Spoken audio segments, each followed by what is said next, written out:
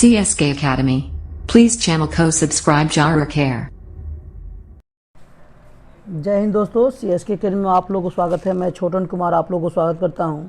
इस एकेडमी के माध्यम से हम लोग मोटर सेट की शुरुआत किए थे।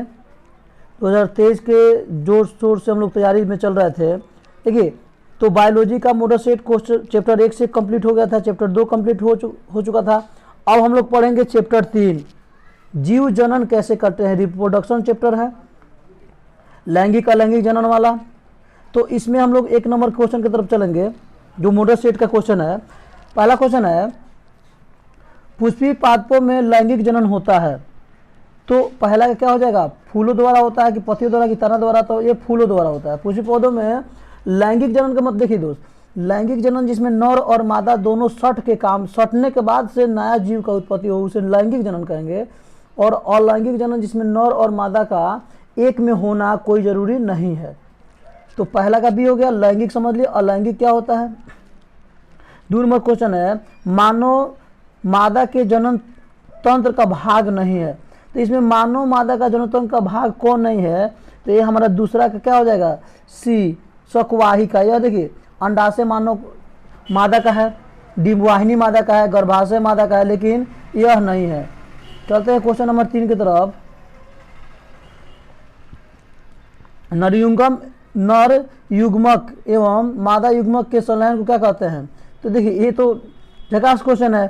3 का हमारा आंसर हो जाएगा डी, जिसे दोनों को युग्मक के संलयन को निषेचन कहते हैं। तो निषेचन तो इसमें है नहीं, इसमें किरण है, मधुमेह है, निषेचन तो इसमें है नहीं। नर और मादा जब मिलते हैं तो उसी निषेचन क्रिया संपन्न होती है। तो 3 के डी हो जाएगा। चौथा, निम्नलिखित में से कौन एक लिंगी पादप का उदाहरण है। तो यह क्वेश्चन सबसे ज़्यादा एग्जाम में आता है। देखिए ना, 15, 17, 19, 21 में सब पूछा हुआ है। तो एक लिंगी पादप का उदाहरण 4 का हमारा क्या हो जाएगा, सी, पपीता एक लिंगी होता है। इसलिए एक पपीता को एक जगह रोप दीजिएगा ना कहीं भी, तो वह नहीं फरेगा। एक और उसके लिए पपीता चाहिए ना, तो नर होगा नहीं तो मादा होगा। मादा वाला को फूल भंगवा कहते हैं, जो झड़ जाता है। सॉरी, नर वाला झड़ जाता है, मादा वाला तो बतिया धर लेता है। 5 नंबर क्वेश्चन है, मुकुलन द्वारा प्रजनन किस में होता है। तो 5 का जो आंसर होगा वो होगा बी, ईस्ट में होता है। 6 नंबर क्वेश्चन की तरफ चलेंगे हम लोग।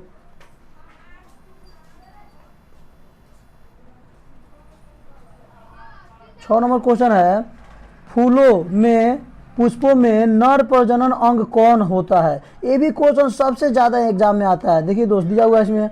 तो 6 का हमारा आंसर ये हो जाएगा, पुंकेसर।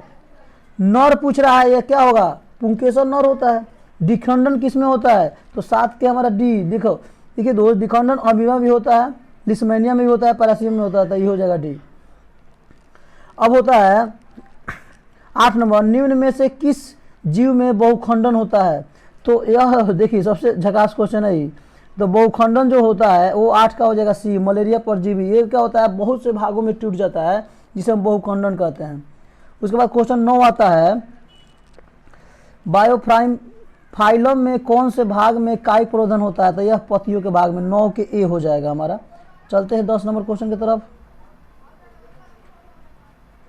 10 नंबर जो क्वेश्चन है, मानव मादा में अंडाणु निषेचन होता है। तो मानव मादा में अंडाणु निषेचन कहाँ होता है बाबू दोस्त। तो 10 के हो जाएगा डी, फैलोपियन नलिका में ये निषेचन होता है अंडाणु।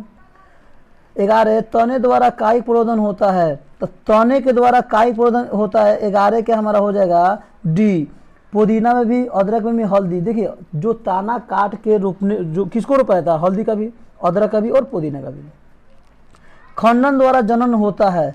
तो 12 का हमारा हो जाएगा बी, सितारा मछली में खंडन द्वारा जनन होता है।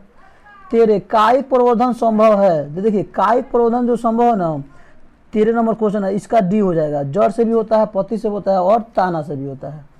चलते हैं क्वेश्चन नंबर 14 की तरफ। तने पर अपस्थानिक कलियां पाई जाती है। तो 14 का हमारा हो जाएगा बी, आलू में। 15, मुकुलन द्वारा लैंगिक जनन होता है। तो ये इंपॉर्टेंट क्वेश्चन है। तो 15 का हमारा हो जाएगा ए, हाइड्रा में होता है मुकुलन द्वारा। अलैंगिक जनन मुकुलन द्वारा होता है। तो अलैंगिक मतलब जिसमें नर मादा का होना आवश्यक नहीं है, उसे अलैंगिक कहते हैं। तो हमारा हो जाएगा 16, 16 के बी, ईस्ट में होता है। 17, निम्न में से कौन मानव में मादा जनन तंत्र का भाग नहीं है। तो ये मानव में मादा जन्म, देखिए अंडाशय मादा का है मानव में, गर्भाशय है, डिम्बवाहिनी है, शुक्राशय नहीं है। शुक्राशय क्या है? ये नर का भाग है। तो 17 के इस टाइप का क्वेश्चन एग्जाम में बहुत पूछा जाता है। चलते हैं क्वेश्चन नंबर 18 की तरफ। 18 नंबर क्वेश्चन है, पराग कोष में होते हैं। तो 18 के हमारा हो जाएगा बी। पराग कोष में क्या होते हैं? अंडाशय होते हैं। उसके बाद 19 नंबर, गतिशील जनन कोशिका को नर युग्मक तथा जिस जनन कोशिका में भोजन का भंडार संचित होता है उसे क्या कहते हैं? तो 19 का हमारा आंसर हो जाएगा डी, मादा युग्मक कहते हैं। और उसके बाद क्वेश्चन है 20 नंबर, एड्स रोग का प्रमुख कारण है। तो एड्स रोग के प्रमुख कारण क्या होता है? असुरक्षित यौन संपर्क, यही है सबसे मुख्य कारण है।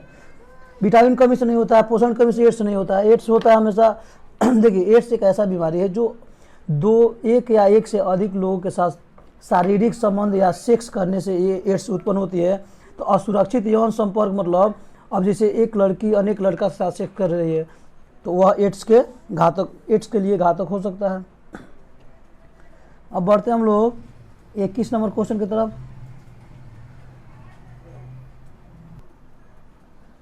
21 नंबर क्वेश्चन है,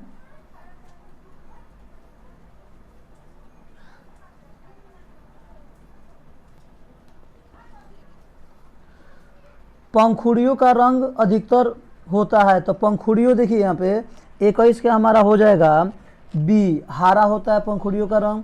फूल 22 नंबर, फूल का कौन सा भाग फल में बदलता है? यह क्वेश्चन भी एग्जाम में सबसे ज़्यादा पूछा जाता है, इसको याद ही रख लीजिएगा। तो फूल का कौन सा भाग फल में बदलता है? तो 22 के हमारा हो जाएगा सी, अंडाशय, यही फल बनता है। 23, पराग नलिका का बीजांड की ओर वृद्धि करना किस प्रकार ने अनुवर्तन से संबंधित है?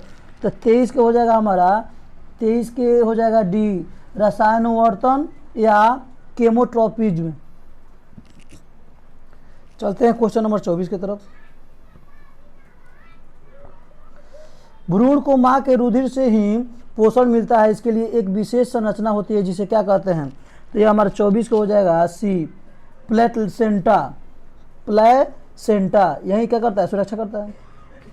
निम्न में से कौन पुनरुद्भवन का उदाहरण है? तो यह 25 नंबर के ए हो जाएगा हाइड्रा। 26 है, पुंकेसर पुष्प का कौन सा जननांग है? तो 26 के ए हो जाएगा नर। पुंकेसर अभी तो पढ़ा है पीछे, नर होता है। क्वेश्चन नंबर हमारा 27 है, यौन परिपक्वता की अवधि को क्या कहते हैं? तो यौनारंभ, जो स्त्रियों में 11 से 13 वर्ष की उम्र में शुरू हो जाता है।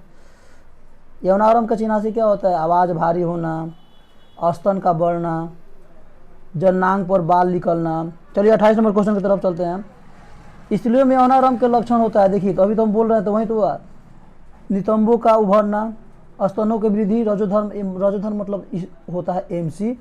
तो यह यौनारंभ के सभी हो जाएगा, डी हो जाएगा। 29 नंबर, मनुष्य में नजर नांग निम्नलिखित में से कौन है? तो इसमें 29 नंबर का क्वेश्चन हो जाएगा डी, ये सभी। शुक्रवाहिका भी है, मनुष्य में विरेचन भी होता है, मूत्रसार शुक्र सब हो जाएगा। 30 नंबर, शुक्राणुओं का मोचन कहाँ होता है? मोचन, तो यह 30 के हो जाएगा हमारा बी, किसमें? शुक्रवाहिका में होता है। स्त्रियों में अंडाशयों की संख्या कितनी होती है? 31 नंबर के हो जाएगा हमारा बी, 2 होता है। चलिए 32 नंबर हम चलते हैं। 32 में मनुष्य में निषेचन के फलस्वरूप क्या बनता है? तो देखिए ये भी सबसे इंपॉर्टेंट अच्छा क्वेश्चन है। तो मनुष्य में निषेचन के फलस्वरूप युग्मक बनता है। 33 नंबर, वृषण से बने शुक्राणु संचित होते हैं। तो हमारा 33 के बी हो जाएगा अधिवृषण में। 34, वैसे परिवर्तन जो जीवों के नियंत्रण से बाहर होते हैं क्या कहलाते हैं? तो 34 का हमारा हो जाएगा सी, निकेत कहलाता है। चलते हैं क्वेश्चन नंबर 35 की तरफ। एकलिंगी पुष्प का उदाहरण है, देखिए एकलिंगी पुष्प। तो 35 नंबर जो क्वेश्चन है इसका ए हो जाएगा। पीछे भी हम पढ़े थे इसका, पपीता होता है, एकलिंगी होता है, एकलिंगी। मानव जनन अंग किस आयु में परिपक्व एवं क्रियाशील होता है? तो मानव जनन अंग देखिए यहाँ पे, यह भी क्वेश्चन इंपॉर्टेंट है। 36 नंबर का हमारा आंसर हो जाएगा 36 कि यहाँ पे देखिए किस उम्र में? तो बी 18 वर्ष, इसलिए तो लड़की को उम्र 18 वर्ष रखा जाता है शादी करने के लिए। शुक्राणु का निर्माण होता है। देखिए परिपक्व पूछा है ना 18 होगा, अगर शुरुआत पूछेगा तो 12 होगा। शुक्राणु का निर्माण होता है, तो शुक्राणु कहाँ पे निर्माण होता है, तो यह 37 नंबर क्वेश्चन का आंसर हो जाएगा वृषण में होता है, टेस्टी, जिसको हम टेस्टी कहते हैं। 38 लिंग गुण सूत्र का पूर्ण जोड़ा पाया जाता है, तो यह 38 नंबर का क्वेश्चन हो जाएगा बी स्त्री में। चलते हैं 39 नंबर क्वेश्चन की तरफ। हाइड्रा में प्रजनन की विधि निम्नलिखित में से कौन है, तो 39 का हमारा हो जाएगा सी मुकुलन। 40 पुष्प का कौन सा भाग परागकण बनता है, तो 40 का हमारा हो जाएगा सी पुंकेसर, अभी पीछे भी बताया गया था। गन्ना गुलाब एवं अंगूर के किस कृषि में किस जनन विधि का प्रयोग किया जाता है, तो 41 का हमारा हो जाएगा बी कायिक विधि। इसको काट के देखिए, जब कोई पौधे को बीज से नहीं उसके जड़ या पत्ती या तना से काट के लगाता है तो उसे कायिक प्रवर्धन या कायिक विधि के नाम से जाना जाता है। 41 हो गया। चलते हैं 42 की तरफ। 42 है मादा जनन तंत्र में दोनों अंडवाहिकाएं संयुक्त होकर एक लचीली थैलेनुमा संरचना का निर्माण करता है, जिसे क्या कहते हैं, तो 42 का हमारा हो जाएगा सी गर्भाशय कहते हैं। माँ के रुधिर से पोषण मिलता है, तो ये देखिए अच्छा क्वेश्चन है, तो 43 नंबर हमारा हो जाएगा। 43 के ए हो जाएगा भ्रूण को। 44 मानव मादा में गर्भकाल का समय, यह सबसे अच्छा क्वेश्चन है। देखिए तो सब कोई जानता होगा, 44 नंबर क्वेश्चन है, सब कोई जानता है। ये 9 महीना ना लोग कहता है 9 महीना, शादी हुआ तो 9 महीना। अब उसके बाद हम आगे बढ़ेंगे 45 नंबर। ऋतुस्राव या रोजोधर्म का समय होता है 2 से कितना 8 दिन, हाँ इतना दिन का समय होता है, जिसको एमसी कहते हैं। ये 2 से 8 दिन तक क्या करता है, ब्लडिंग होते रहता है। चलिए 46 नंबर क्वेश्चन की तरफ चलते हैं हम लोग। बीज विकसित होता है, तो बीज 46 के हो जाएगा हमारा किस में, तो बीजांड से डी हो जाएगा।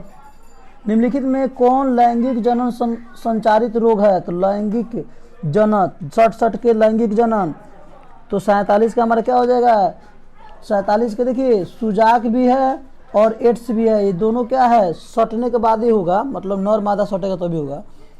उसके बाद देखिए जनन कितने प्रकार के होते हैं, 48 नंबर क्वेश्चन है, तो यह 48 के हो जाएगा ए जनन 2 प्रकार के होते हैं।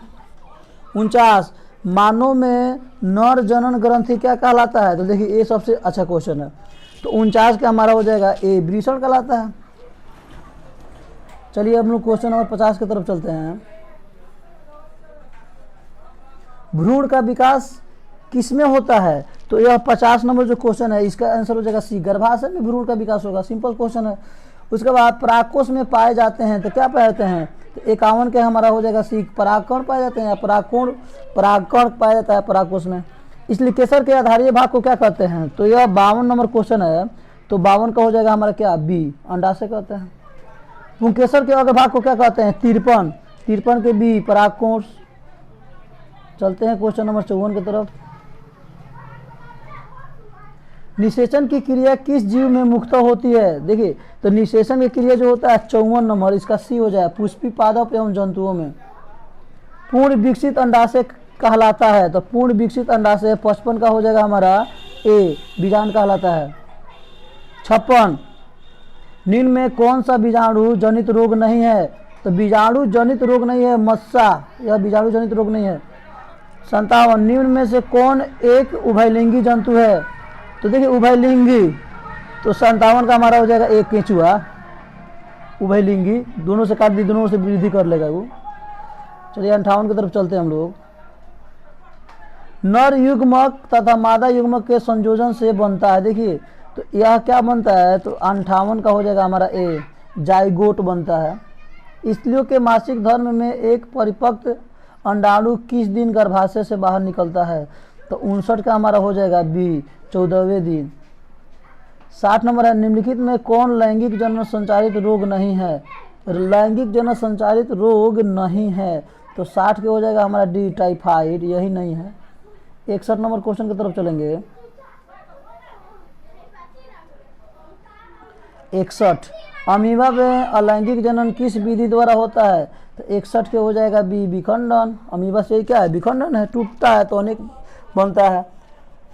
पौधे में जनन अंग कहाँ पाए जाते हैं? तो पौधे में जनन अंग 62 के हो जाएगा सी। पुष्प में 63। निम्नलिखित में किसमें विखंडन नहीं होता है? तो 63 का हमारा हो जाएगा बी। ईस्ट में विखंडन नहीं होता है। परागकण निम्न में से किसके अंदर बनते हैं? तो क्वेश्चन नंबर 64 के आंसर हो जाएगा ए, परागकोश में। यह क्वेश्चन कितना बार घुमा के पूछ चुका है? तो यह हो गया हमारा पूरा कंप्लीट हो गया। Thank you very much.